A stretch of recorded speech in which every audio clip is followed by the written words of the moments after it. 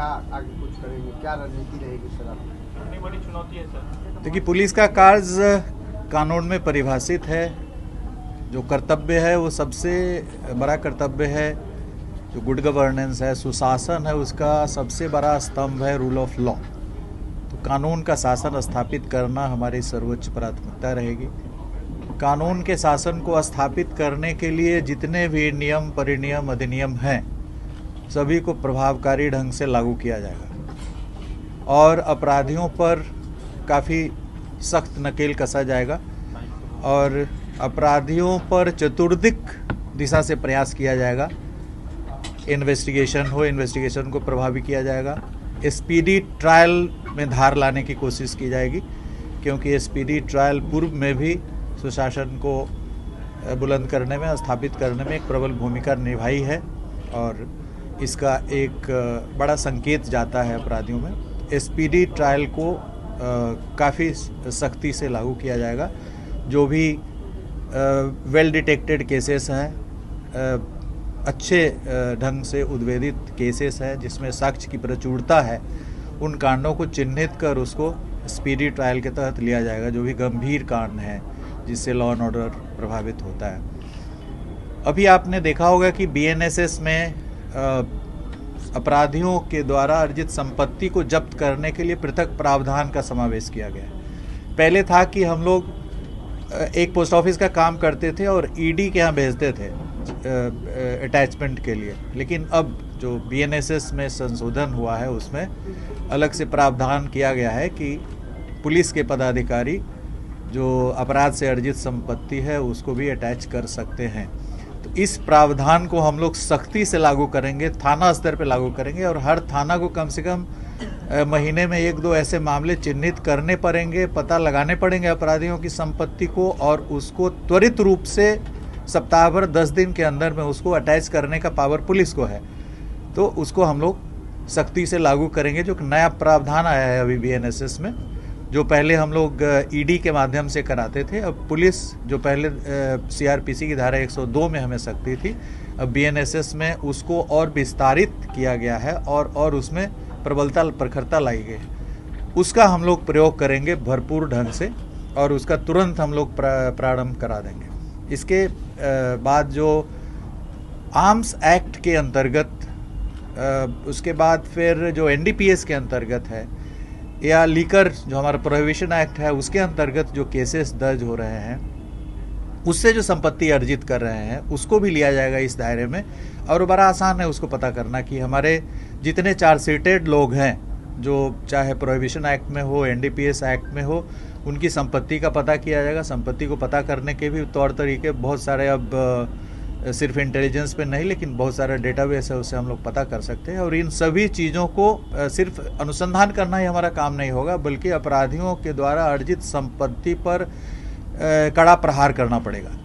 क्योंकि जब शराब जो है सभी जगह बड़े माफिया नहीं पकड़े जाते हैं, किस तरह से कार्रवाई की जाएगी सर?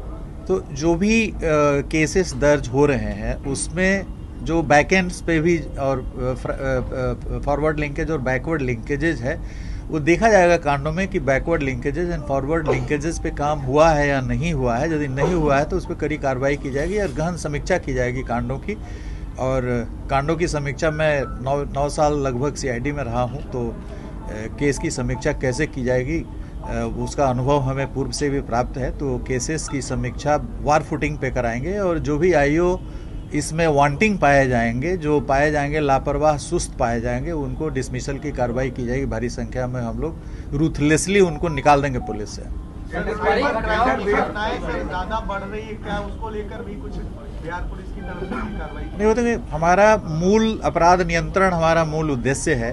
अपराध नियंत्रण के लिए पुलिस की विजिबिलिटी बढ़ाई जाएगी और अभी हमारे पास डायल 112 के भी करीब 2000 वाहन उपलब्ध हो गए हैं। तो डायल 112 हो या थाने के अंदर जो पेट्रोलिंग व्हीकल्स है, रोड पेट्रोल्स के लिए भी व्हीकल्स खरीदे गए हैं। तो ये जितने भी प्रकार की पेट्रोलिंग है, beat road patrolling, beat foot patrolling, beat शहरी पेट्रोलिंग हो, और पदाधिकारियों को सड़क पे दिखना चाहिए, उनकी विजिबिलिटी हम लोग देखेंगे। जो भी डीएसपी हैं, इंस्पेक्टर है, they should be seen on the road. वो घर में बैठने के लिए नहीं है। जो पहले भी चलता था कि आपको संध्या गश्ती करना है, इवनिंग पेट्रोलिंग मैंडेटरी है, नाइट पेट्रोलिंग मैंडेटरी है। तो जो हमारे पदाधिकारी हैं वो रात में भी दिखें, दिन में भी दिखें, उनकी विजिबिलिटी अधिक से अधिक हो, ये इंश्योर कराया जाएगा। बीट पेट्रोलिंग शुरू की जाएगी, व्हीकल पेट्रोलिंग आदि शुरू की जाएगी। तो पेट्रोलिंग पे हमारी नज़र रहेगी, काफ़ी पैनी नज़र रहेगी। जेंडर बेस्ड वायलेंस से सर कैसे डील आउट करेंगे? आपका एक स्टेटमेंट भी सामने है, despite of proper trading department is not able to.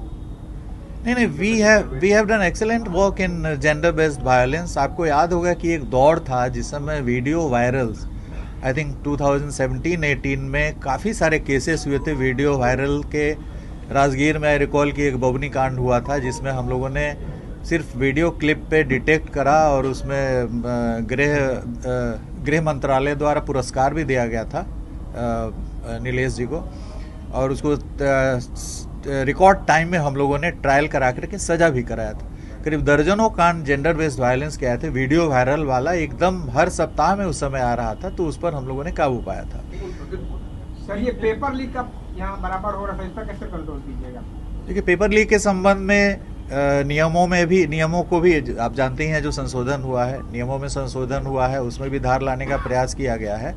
और उसके बाद पूरे राष्ट्रीय स्तर पर जितने सारे स्टेट्स हैं, यूपी हो, राजस्थान हो, सभी स्टेट्स ने इसको काफ़ी सीरियसली लेकर के और नियम अधिनियम में भी संशोधन किया है और इसके लिए एक काफ़ी संजीदगी के साथ, काफ़ी सख्ती के साथ किया जा रहा है। जैसे आपने अभी देखा कि कांस्टेबल एग्ज़ाम हुआ, उसमें किसी भी तरह की। तो ऐसे ही तमाम खबरों के लिए आप सभी बने रहिए हमारे साथ और देखते रहिए बिहार उज्जवल न्यूज।